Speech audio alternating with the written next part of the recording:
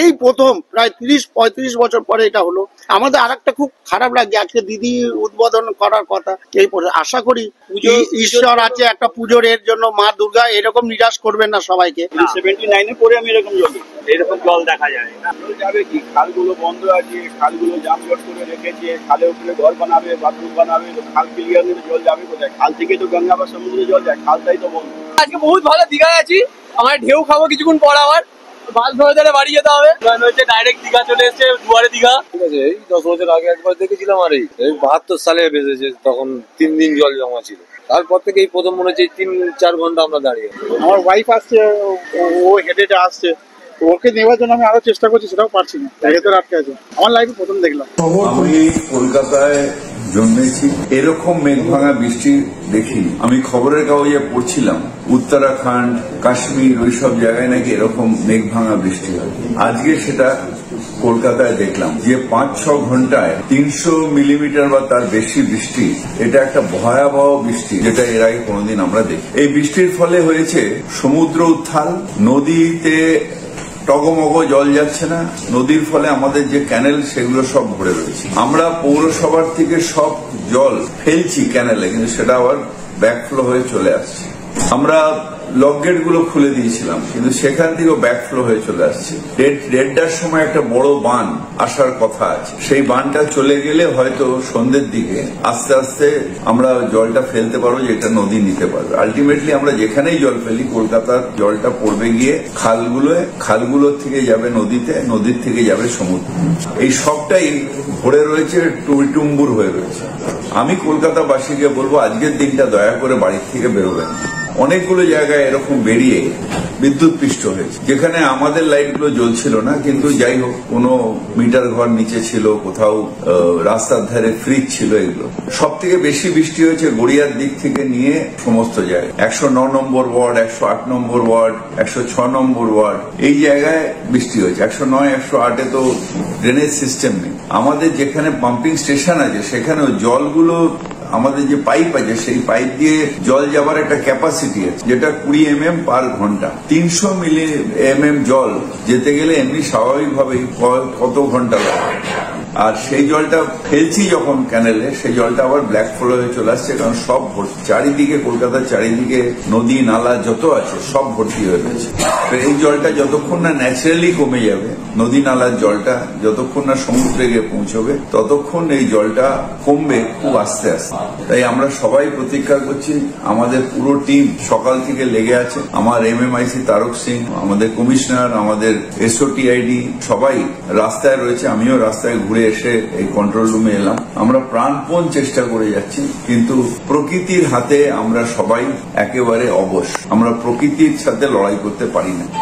এই অবস্থায় সাধারণভাবে যদি বৃষ্টি হয়, কলকাতায় জল জমার কথা না, যেভাবে পলি পরিষ্কার হয়েছে, কিন্তু একটা অ্যাবনর্মাল বৃষ্টি হয়েছে। আর মানুষ, আমাদের যে কনজারভেন্সি ওয়ার্কারদের বলবো, যে গালিপিট গুলোকে পরিষ্কার করে দিলে যে প্লাস্টিক গুলো গিয়ে জমছে, বা পুজো কমিটির সামনে যে প্লাস্টিক গুলো গিয়ে জমছে, সেইগুলোকে পরিষ্কার করে দিলেও আস্তে আস্তে জলটা কিছুটা হলেও কমে যাবে। অনেকগুলো জায়গায় কমে গেছে অলরেডি। আর আমি বিশ্বাস করি যে যদি আরো প্রবল বৃষ্টি না হয়, তাহলে আজকে রাত্রির মধ্যে জলটা বেশিরভাগই জায়গায় নেমে যাবে। এই জল আমি ছোটবেলা দিয়ে কোনোদিন দেখিনি, যে এরকম জল যেখানে আমাদের ওই পাড়ায় জল জমে গেছে, এটা দেখিনি। কারণ আমাদের আদিগঙ্গার পাশে হলো আমাদের, শুধু ন্যাচারাল জলটা আদিগঙ্গায় নেমে যায়, কিন্তু সেইখানেও জল জমে রয়েছে। আদিগঙ্গায় জল নিতে পারছে না, পুরো ভরে রয়েছে। এটা আমি ছোটবেলার থেকে দেখিনি। 78-এ একটা বন্যা হয়েছিল কলকাতায়, তখন দেখেছিলাম। তখন আমরা ইয়াং ছিলাম, ঘাড়ে করে করে সব পরিষ্কার করে স্কুল বাড়িতে নিয়ে এসেছি। এখন অনেক জায়গায় যারা গরিব মানুষ রাস্তার ধারে বা যারা লো লাইন এলাকায় থাকে, তাদের অনেক স্কুলগুলো খুলে দেওয়া হয়েছে, সেখানে রয়েছে। আমরা কর্পোরেশন থেকে এবং থানার থেকে বলা হয়েছে যে খাওয়া দাওয়ার ব্যবস্থা করে দিই। কিন্তু জল যদি আর বৃষ্টি না হয়, আমরা আশা করছি যে আজ রাত্রির মধ্যে জলটা নেমে যাবে। এই প্রথম প্রায় 30-35 বছর পরে এটা হলো। আমাদের আরেকটা খুব খারাপ লাগে, আজকে দিদি উদ্বোধন করার কথা, এই আশা করি ঈশ্বর আছে একটা পুজোর এর জন্য, মা দুর্গা এরকম নিরাশ করবেন না সবাইকে। প্লাস এতগুলো যে দোকানপত্র, আমরা যেই যে দেখি এত দোকানপত্র থাকে, তাদের অবস্থা, মাঠ সবার দিকে তাকাবে। 79-এ পরে আমি এরকম জল দেখা যায় না। যাবে কি, খালগুলো বন্ধ আছে, খালগুলো জামজট করে রেখেছে, খালের উপরে ঘর বানাবে, বাথরুম বানাবে, তো খাল ক্লিয়ার হলে জল যাবে কোথায়? খাল থেকে তো গঙ্গা বা সমুদ্রে জল যায়, খালটাই তো বন্ধ। সরকার যেরকম চালাচ্ছে সেরকম চলছে, সব কাজ হয়ে গেলো, কোনো কাজই হয়নি। কাম বলছি লন্ডনে আজকে বহুত ভালো দীঘায় আছি, আমার ঢেউ খাবো কিছুক্ষণ পর, আবার বাস ধরে ধরে বাড়ি যেতে হবে। হচ্ছে ডাইরেক্ট দীঘা চলে এসছে, দুয়ারে দীঘা। আমি বালিগঞ্জ অব্দি একটা বাস পেলাম, তারপরে হেঁটে হেঁটে আসি। এতটা জল আমি আমার এই অব্দি দেখি, আর এরকম কন্ডিশন আমি কোনো হেঁটে হেঁটে যাইও নি, শহর পুরো ডুবে গেছে। হসপিটাল ডিউটি যেতে হবে, মনের জোর করে যাচ্ছি, যতদূর পারবো তারপরে দেখি কি ব্যবস্থা করা যায়।